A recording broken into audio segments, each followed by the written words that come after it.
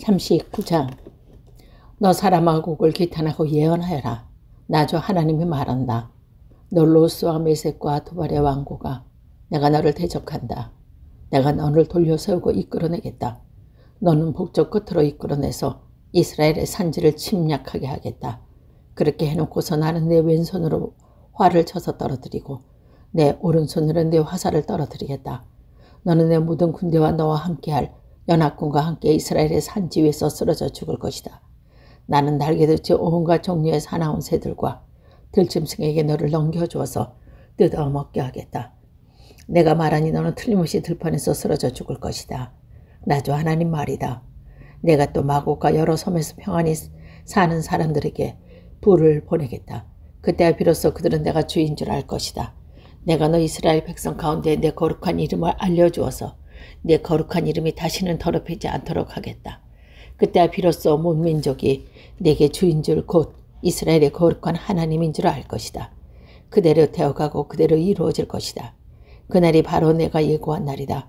나 주 하나님 말이다. 그때는 이스라엘에서 성읍마다 주만이 바깥에 나가서 버려진 두 무기를 땔감으로 주울 것이다. 그 방패와 작은 방패와 활과 화살, 몽둥이와 창을 모두 땔감으로 쓰면 7해 동안은 넉넉히 쓸 것이다. 그 무기들을 땔감으로 쓰기 때문에 들에 나가서 나무를 주우진 않아도 될 것이며 숲에서 나무를 비워올 필요도 없을 것이다. 그들은 또 전에 자기들에게 약탈해 간 사람을 약탈하고 노략질해 간 사람들을 노략질할 것이다. 나 주 하나님의 말이다.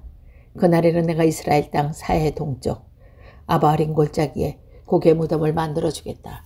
이스라엘 사람들 이곳과 그의 모든 군대를 거기에 묻으면 여행자들 그리로 못 다니게 될 것이고 그곳 이름은 하몬곡 골짜기라고 불릴 것이다.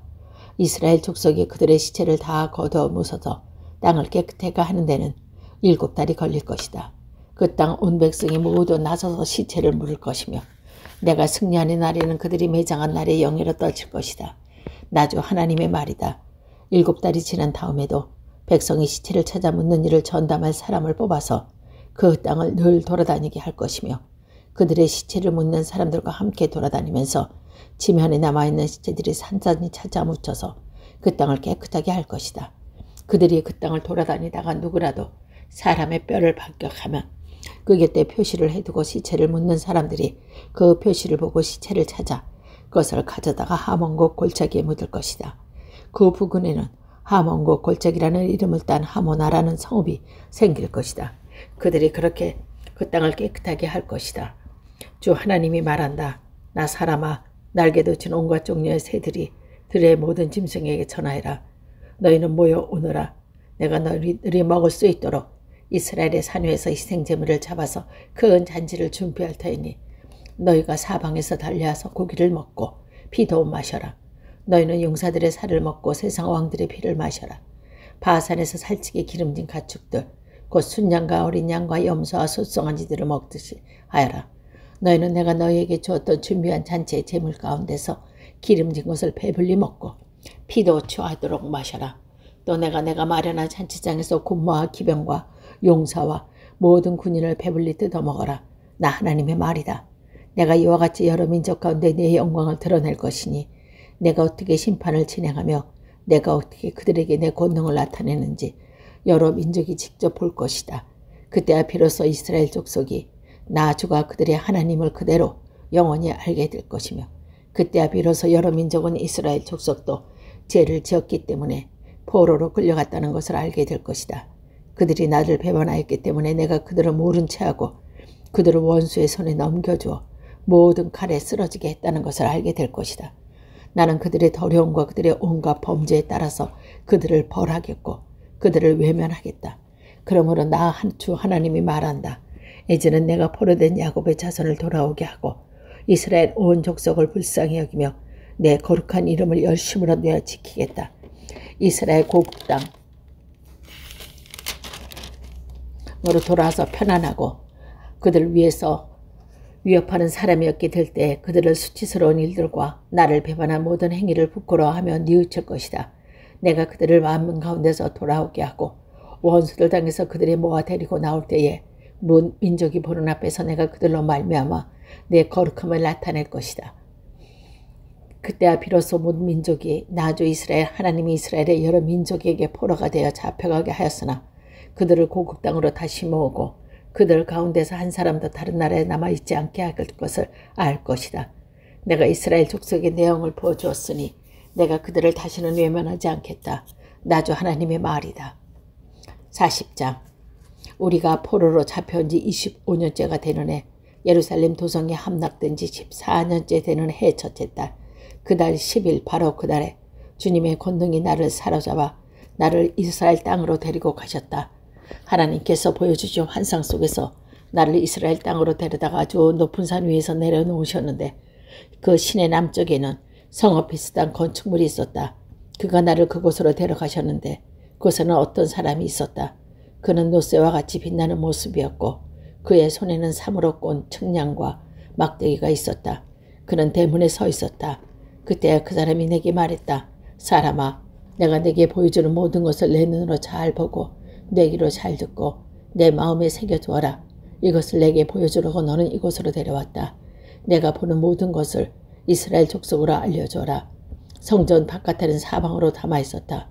그 사람의 손에는 측량하는 장대가 있었는데 그 장대의 길이가 발꿈치에서 가까운 손가락 끝에 이르고 한 손바닥 너비가 더 되는 자로 6자다. 그는 그 담을 측량하였는데 두께가 한 장대요 높이가 한 장대였다.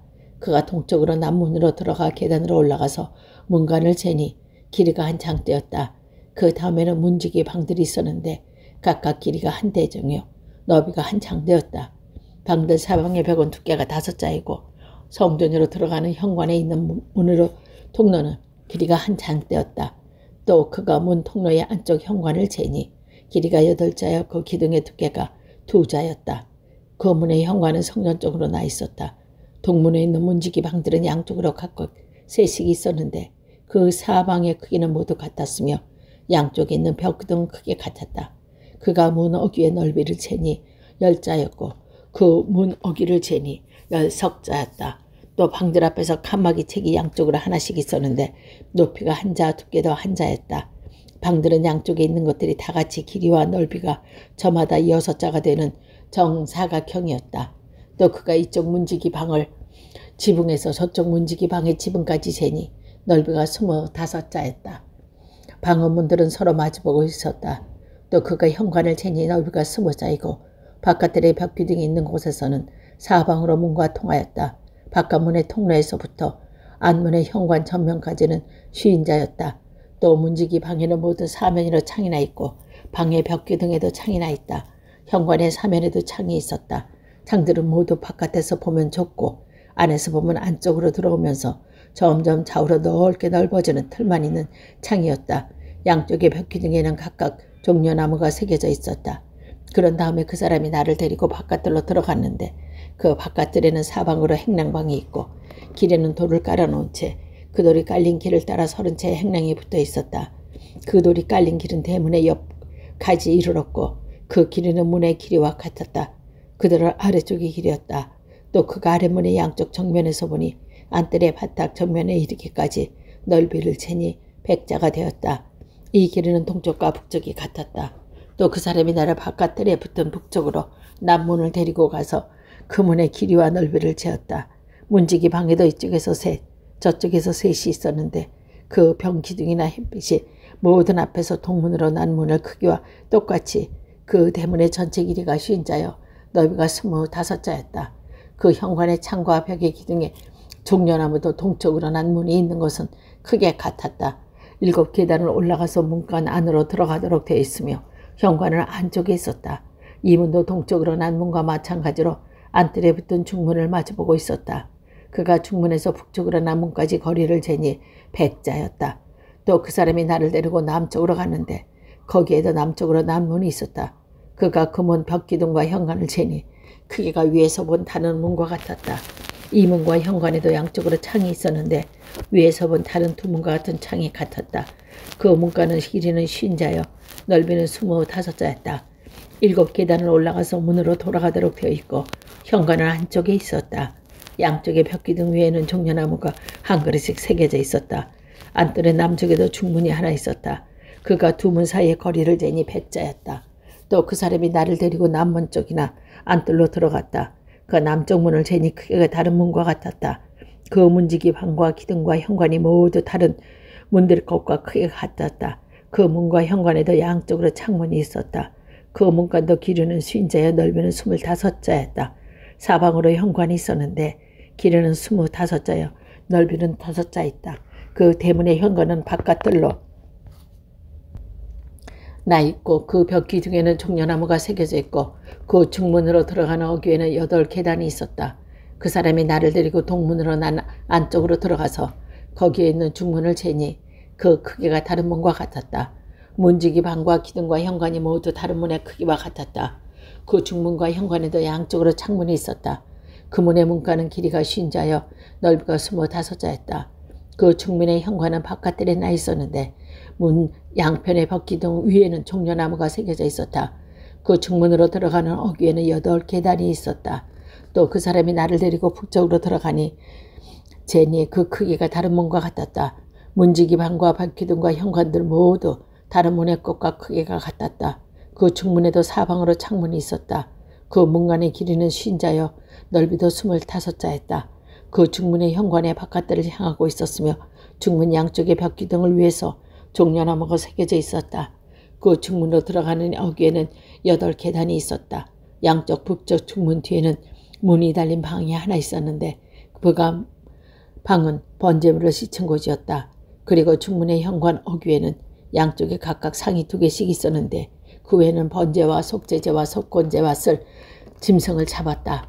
어북쪽의 어귀 현관의 바깥쪽으로 올라가는 양쪽에서 상이 각각 2개씩 있었다. 이렇게 북쪽 중문의 안쪽에 방이 4개, 바깥쪽에 4개가 있어서 제물로 바치는 짐승을 잡는 상이 모두 8개였다. 또 돌을 깎아서 만든 것으로서 번제물을 바칠 때 쓰는 상이 4대 있는데 각 상의 길이는 1자만이요 넓이도 1자 반이며 높이는 1자였다. 그 외에 번제와 희생제물을 잡는 기구가 놓여 있었다. 그 방 사면은 손바닥만한 갈고리가 부착되어 있었으며 상위에는 제물로 바치는 고기가 있었다. 또 안뜰의 바깥쪽에는 방 2개가 있었는데 하나는 북쪽 중문의 한쪽 모퉁이 벽 곁에는 남쪽으로 향해 있고 다른 하나는 남쪽 중문의 한쪽 모퉁이 벽에 있었고 북쪽을 향하여 있었다. 그 사람이 나에게 일러 주었다. 남쪽을 향한 이 방은 성문 일을 맡은 제사장의 방이요 북쪽을 향한 저 방은 제단 일을 맡은 제사장의 방이요 그들은 레위 자손 가운데서도 주께 가까이 나아가 섬기는 사독의 제사들이었다. 그가 또 안뜰을 재니 길이가 100자여 넓이도 100자인 정사각형이었다. 제단은 성전 본당화에 놓여 있었다.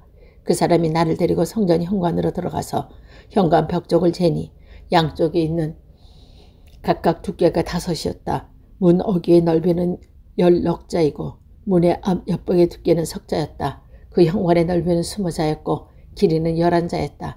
현관으로 들어가는 어귀에는 계단이 있었다. 그는 문간 양쪽에 있는 벽 기둥 외에 기둥이 양쪽에 하나씩 있었다. 41장.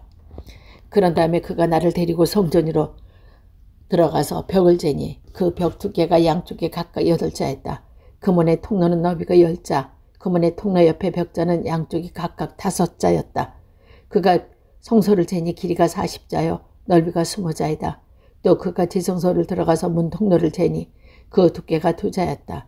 그 문의 통로는 넓이가 6자이고 그 넓이는 양쪽이 각각 7자였다. 그가 지성소의 내부를 재니 길이가 20자이고 넓이는 20자였다. 그 나이가 이곳이 지성소이다 하고 일러주었다. 또 사람이 성벽의 재를 재니 두께가 6자였다. 성전에는 3면을 돌아가는 방들이 있었는데 넓이가 각각 넉자였다. 그 결방들은 방 위에 방이 있어서 3층을 이루고 있으며 층마다 방이 30개씩 있었다.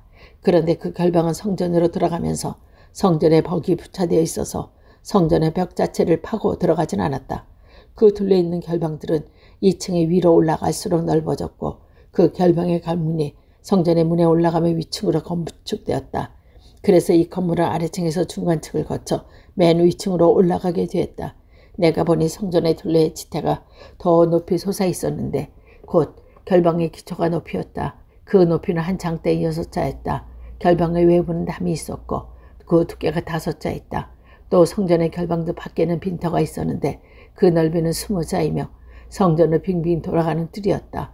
그 결방 건물의 문이 공간적으로 났는데 하나는 북쪽으로 났고 또 하나는 남쪽으로 났다. 둘러있는 이 빈터의 넓이는 5자였다. 또 성전의 서쪽 들로 건물이 있는데 그 넓이가 70자였다.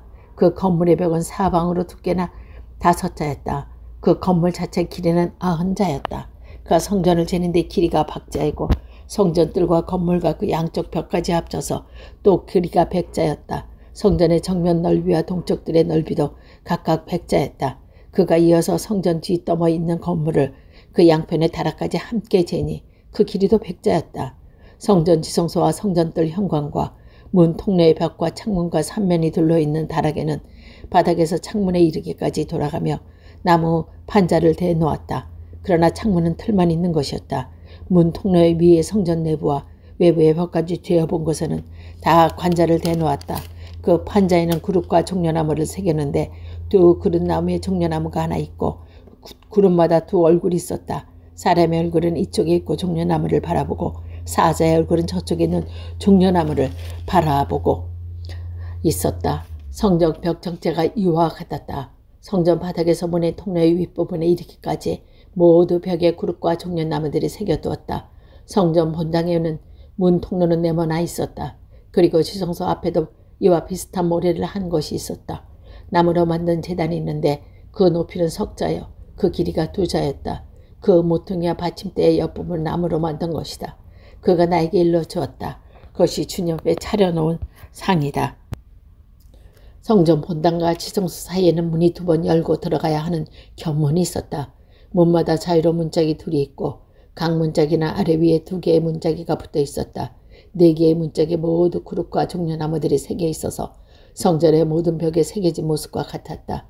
성전 바깥의 정면에는 나무 디딤판이 있었고 또 현관의 양쪽 벽에는 곳곳에 틀만 있는 창과 종려나무 그림이 있고 성전의 결판과 디딤돌에도 모든 간칙이 정리되어 있었다.